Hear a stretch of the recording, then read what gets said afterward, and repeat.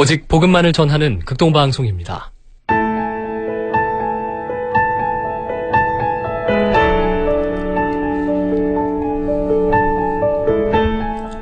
말씀에서 답을 듣다.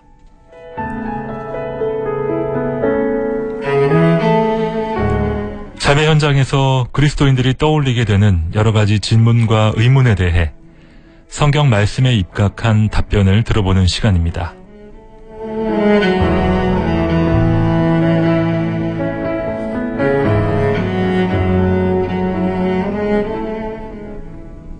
방송가족 여러분 안녕하십니까? 말씀에서 답을 듣다 진행을 맡고 있는 김영보입니다. 오늘 도움 말씀 주실 새누리교회 장성 목사님 나와 계십니다. 안녕하십니까? 안녕하십니까? 새누리교회 장성 목사입니다. 목사님, 오늘은 하나님을 믿는 성도들 간의 견해 차이에 대해서 함께 이야기를 나눠볼까 합니다. 믿는 사람들 간에도 갈등이 있잖아요. 목사님도 목회하시면서 교회 내에 여러 가지 크고 작은 갈등, 또 목사님도 다른 교회 구성원과 또 갈등을 겪은 경험 있으시죠? 예. 제 개인적인 얘기라 좀 송구스럽습니다만 이런 일이 있었습니다. 저는 개혁주의 신앙 노선을 견지하고자 하는데, 다른 전통 아래에서 훈련을 받은 교인들이, 우리 교회의 개혁주의 신앙 노선을 좀 더 포괄적인 복음주의 노선으로 바꿔줬으면 하는 강렬한 이렇게 요구가 있을 때가 있었습니다. 예를 들자면 장로교 표준 문서를 가지고 가르치려고 했을 때에 왜 장로교 표준 문서만 사용하느냐? 다른 복음 문서들도 사용하면서 가르쳐야 되는 것 아니냐? 왜 장로교라고 하는 테두리만 진리라고 생각을 하느냐 하는 견해를 얘기를 하고, 우리가 유익하다고 그러면 오순절주의로부터도 복음주의로부터도 우리가 자양분을 흡수해야 되는 것이 아니냐 하는 얘기를 하는 교우들이 있었습니다. 일리가 있는 의견인데요. 목사님은 어떻게 그 갈등을 풀어가셨나요? 제가 그분한테 이렇게 얘기를 했습니다. 모든 것을 수용하면 컬러는 사라진다. 그러니까 모든 컬러를 다 합치면 가장 아름다운 컬러가 나올 것 같지만 블랙이 나온다.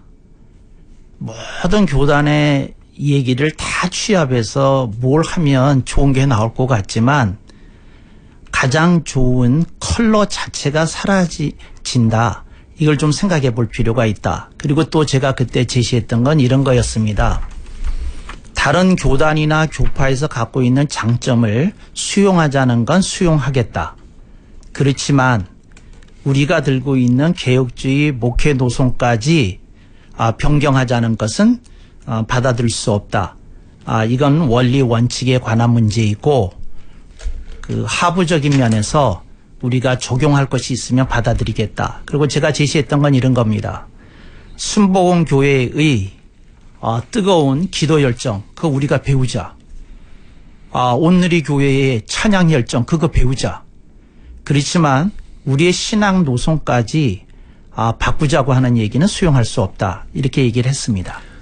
그 과정 가운데 의견을 잘 수용하시고 갈등이 잘 해소가 됐나요, 목사님? 결국은 상당수 분들이 특히 강하게 주장했던 분들은 교회를 떠났습니다.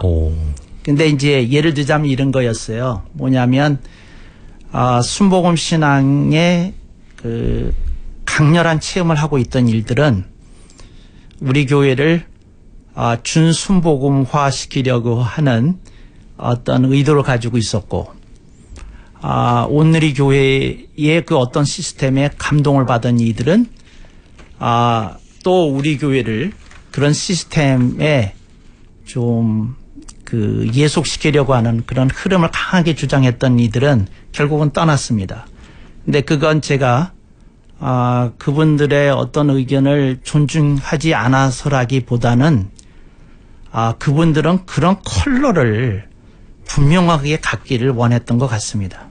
그 문제를 풀어가는 과정에서 목사님도 그렇고 그 상대 측도 그렇고 참 많은 마음의 어려움과 또 큰 스트레스를 받게 되는데, 우리 모두 하나님을 믿는 사람들이고 하나님을 잘 믿어보려고 하는 과정 가운데 나온 문제 아니겠습니까?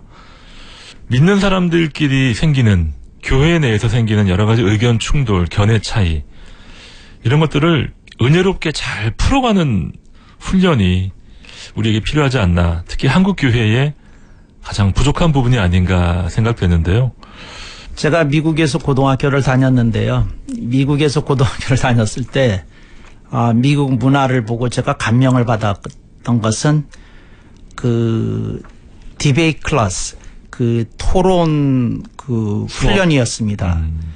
근데 그 토론 수업에서 그 처음에 선생님이 말씀하셨던 가운데 무엇이 있느냐면, 우선 그런 전제를 갖지 말라고, 내가 다 옳다, 그런 전제 갖지 말고 상대방의 입장에도 충분히 들을 수 있는 것이 있을 수 있다는 전제를 가지고 토론에 임해야 된다. 그 다음에 두 번째, 이기려고 하지 말고 가장 좋은 길이 무엇인지에 대해서 고민을 해보는 게 좋겠다. 그러면서 이제 여러 가지 토론 기술에 대해서, 토론 규칙에 대해서 말씀해 주신 것이 인상 깊습니다. 저는 한국의 중고등학교에 꼭 필요한 시스템 도입이 있다면 디베이트 클래스, 그 토론 훈련이 꼭 이렇게 채택이 되고 네. 그런 실습이 있었으면 좋겠다고 생각을 합니다. 말씀하신 내용 중에 이기려고 하지 말고 우리 모두에게 더 나은 길을 모색하자라는 그 부분이 정말 우리에게 꼭 필요한, 하지만 우리가 참 부족한 부분이 아닌가 싶어요.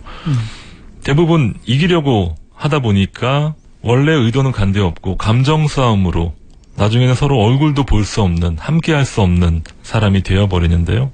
일단 하나님 원치 않는 모습이고 그런 과정 자체가 죄라고 볼 수 있겠죠, 목사님.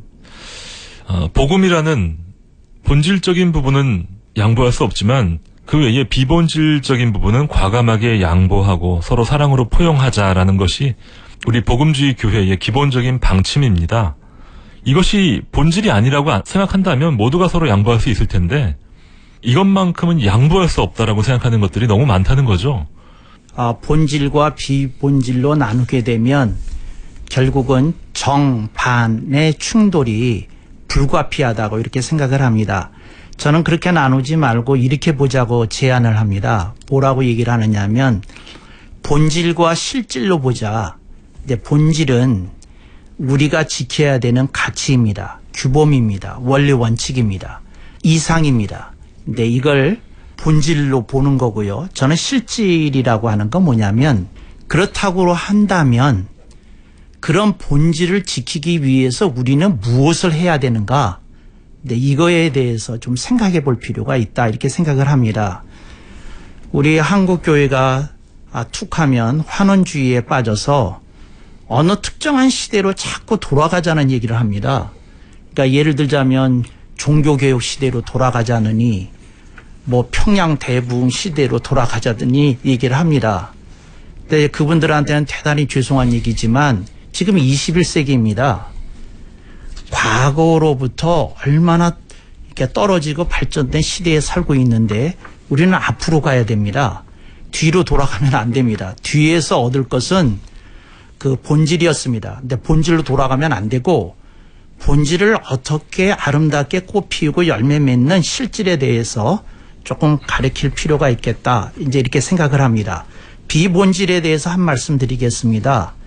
저는 실질을 잘 추구하다고 보면 비본질적인 요소 속에서 유익한 것을 이렇게 걸러내는 거, 그걸 이제 저는 실질이라는 개념 속에 담아 놓고자 해본 것입니다. 그래서 저는 우리 교회에서 잘 쓰는 표현이 이런 표현을 씁니다. 본질을 살려라, 실질을 챙겨라. 그래서 본질과 실질을 함께 생각하라. 이제 그런 얘기를 자주 하곤 합니다. 실질을 추구하는 과정에서 또 실질을 적용하는 과정에서 성경의 가르침을 이 실질 속에서 구현해내는 과정에서 우선순위의 차이가 계속해서 발생한단 말이죠. 거기에 대한 사람들의 입장 차이, 견해 차이, 이 부분은 일반 세상적인 부분보다 더 어려운 것이 우리의 믿음과 연결되어 있으니까요. 더 양보하기가 어렵지 않습니까?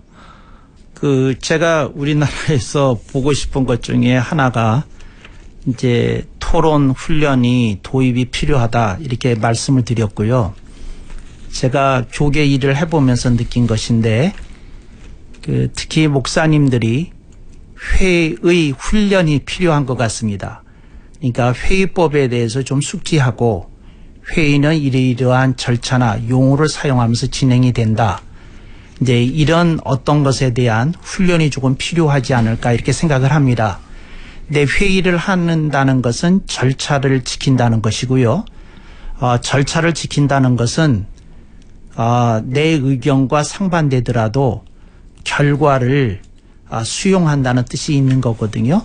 그래서 저는 조금 토론 훈련, 회의 훈련이 조금 필요하지 않을까 이렇게 생각을 합니다. 그런데 저는 무슨 말씀을 드리는 거냐면 일단 회의에 들어가면 회의에서 결의된 것을 수용할 수밖에 없는 것이 회의법이다 이렇게 말씀을 드리고요.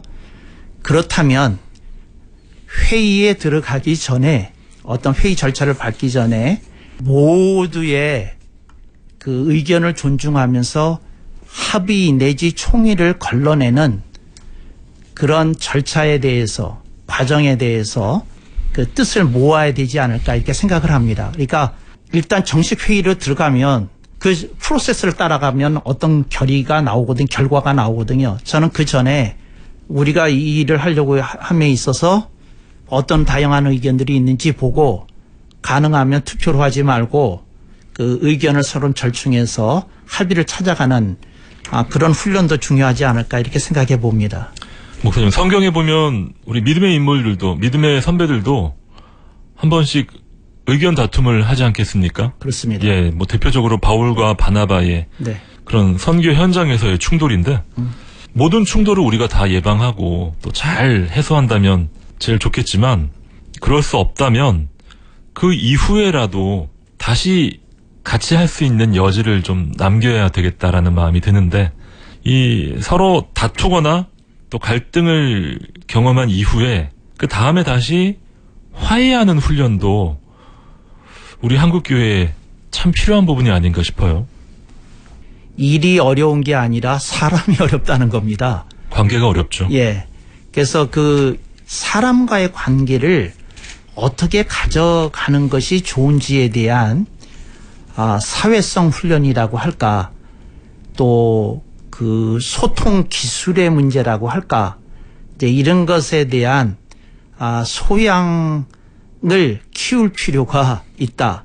그러니까 예를 들자면 어떤 젊은이가 취업을 준비함에 있어서 단순히 그 어떤 취업에 필요한 여러 가지 것들을 고려하는 것에 그치지 말고 내가 사람과 사람 사이에서 어떻게 관계를 가져가고 또 나와 안 맞는 사람과 직장에서 부딪혔을 때 내가 그걸 어떻게 대처하는지에 대한 좀 사회성 훈련, 소통 기술 이런 걸 조금 키워둔 사람이 직장에서도 발전을 좀 쉽게 이루지 않을까 생각합니다.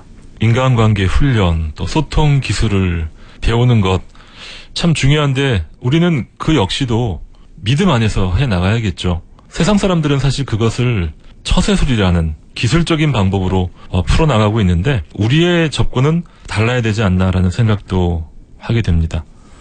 특별히 목사님께서는 인간관계의 기본 원칙을 어떻게 갖고 계시고 또 풀어가시는지 궁금합니다.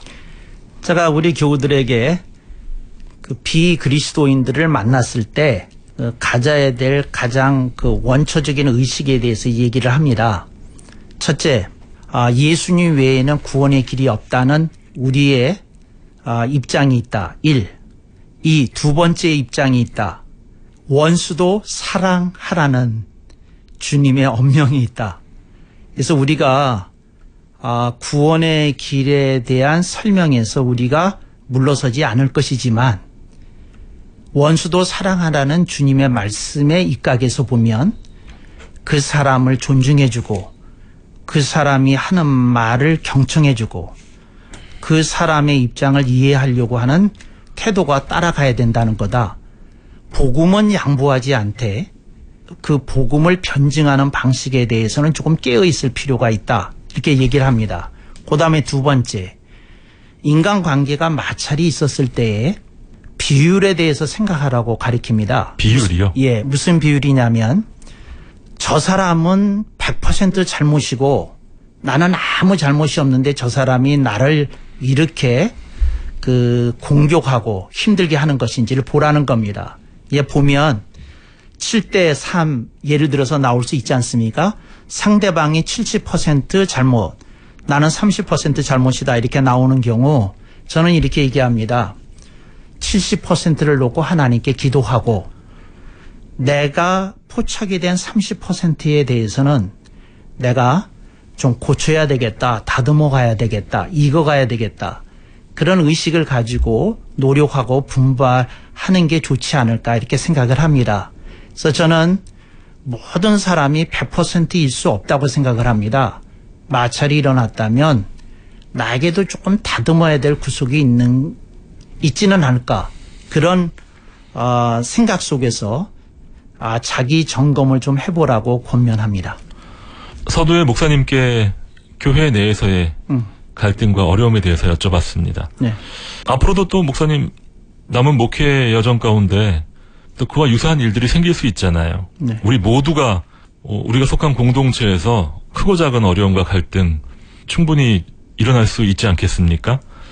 중요한 것은 그것이 무서워서 아무것도 하지 못하는 것이 아니라 그런 갈등과 또 분쟁이 설령 있다고 하더라도 우리가 가지고 있는 그 믿음으로 또 성경적 가치관으로 극복해내는 게 중요할 텐데요.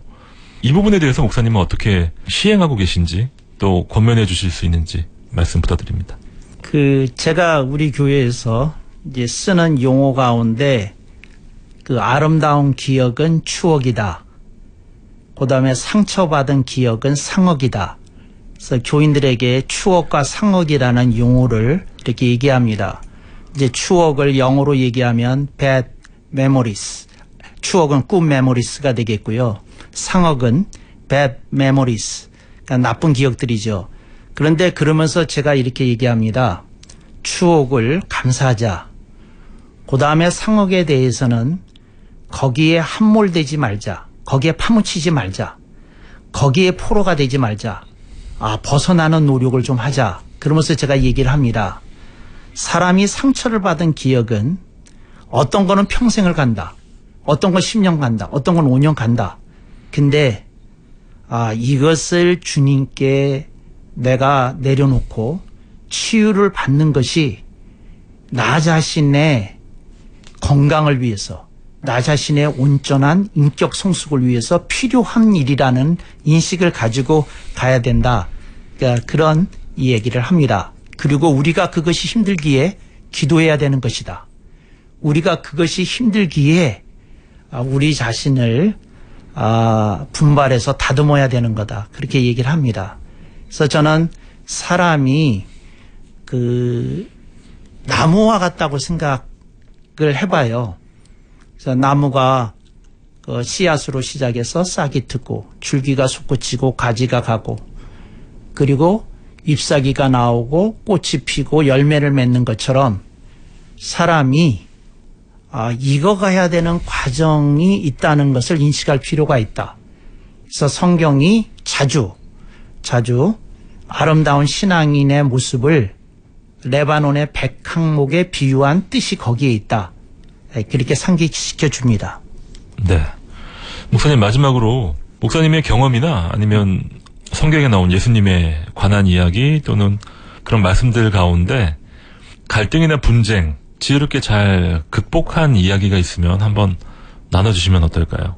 제가 신학교 때 바울에 대해서, 바울의 성격에 대해서 소논문을 쓴 일이 있는데 그 경험을 얘기해 보려고 해요. 교수님이 어느 날 저를 부르셨어요. 그러면서 뭐라고 얘기하느냐면 내가 너를 보면 바울 같은 생각이 든다. 네가 바울처럼 위대한 어떤 자질이 보인다는 얘기 아니라 그 바울의 어떤 성격적인 면이 보이는 것 같아. 그러니 네가 바울이 대인관계를 어떻게 가져갔는지 조금 점검해 보면 좋겠다. 이제 이런 권면을 하셨어요. 그리고 그래서 제가 학기 말 리포트로 그 소논문을 제출하는 게 있는데 제가 그래서 바울의 성격이라고 하는 제목을 가지고 소논문을 썼어요.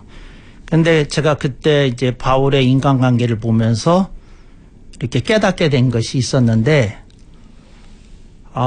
바울이 자기보다 위에 있는 사람을 굉장히 어려워했다는 사실입니다. 그러니까 예를 들자면 바울은 끝끝내 바나바의 관계가 원만하지 않았거든요. 그런데 왜 그랬냐? 바울을 픽업한 사람이 바나바였거든요. 그러니까 보이지 않는 어떤 이런 상하관계를 굉장히 힘들어했구나. 그다음에 두 번째 제가 느꼈던 것이 뭐가 있었느냐면 바울이 베드로하고도 관계가 그렇게 원만하지 않았어요. 충돌이 있었죠. 예. 그래서 제가 그걸 보면서 예수님의 수제자라고 하는 아이덴티티에 대한 어떤 사도 바울의 자격지심 비슷한 것이 발동했던 측면이 있을 수 있겠다. 부분적이지만 이제 그런 생각을 했습니다. 그러면서 제가 느꼈던 거는 뭐냐면 어떤 사람이 자기를 지키려고 하는 의식에 너무 이렇게 함몰되면 그 리더십과의 원만한 조화를 가져가기가 어렵구나. 이제 그런 것을 느꼈던 경험이 있습니다. 그래서 제가 늘 생각하기를 이래서 겸손이 어려운 거구나. 그러니까 그리스도인들이 세상에 대해서 당당해야 되지만 그 리더십과의 관계 속에서 내가 어떻게 겸손한 위치를 점할 수 있는지에 대해서 고민이 좀 필요하겠다. 생각했던 신대원 시절이 있었습니다. 굉장히 좋은 작업을 하셨네요, 목사님. 감사합니다. 네. 이제 소논문이니까 끝에 한 10줄 정도로 이제 그걸 압축해서 이제 얘기를 하는데 거기서 제가 이렇게 얘기를 했습니다. 뭐라고 얘기했냐면 그 사도 바울 같은 위대한 인물도 그 리더십과의 관계 속에서 어려움을 겪었다. 그렇다면 우리들은 더 말할 것이 없지 않겠는가? 이제 그런 얘기를 하나 했고요. 두 번째는 아무리 위대한 인물도 하자가 있구나. 이제 그런 걸 제가 느꼈고요. 그러니 나 자신에게는 얼마나 많은 하자가 있을 수 있겠는가. 이제 그렇게 생각하는 근거로 삼았고요. 세 번째는 이것이 결과적이지만 교회의 약화로 이어졌다는 겁니다. 그래서 사도 바울이 조금 더 바울과의 관계를 좋게 가져가고 사도 베드로와의 관계를 좋게 가져갔으면 좀 더 건강한 신학 교회가 형성되고 좀 더 단단하게 섰을 거라는 것이 제 소논문의 골자였습니다. 네. 각자 다양한 상황 속에서 다양한 인격과 개성을 가지고 살아가는 데 있어서 예수님의 마음으로 또 하나를 이루어가는 과정이 우리 믿는 사람들에게 있어서 또 하나의 중요한 과제가 아닌가 생각됩니다. 지금까지 말씀에서 답을 듣다 진행의 김영보였습니다. 오늘 도움 말씀에 새누리교회 장성 목사님께서 수고해 주셨습니다. 목사님 감사합니다. 감사합니다.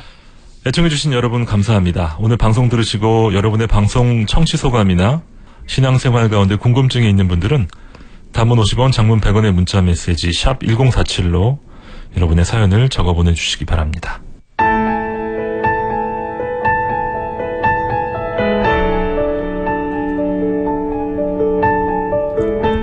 말씀에서 답을 듣다. 오늘 순서를 마칩니다. 방송 들으시고 신앙생활에 도움받기 원하시는 분은 서울 새누리교회 전국번호 1855-1691번으로 연락 주시기 바랍니다.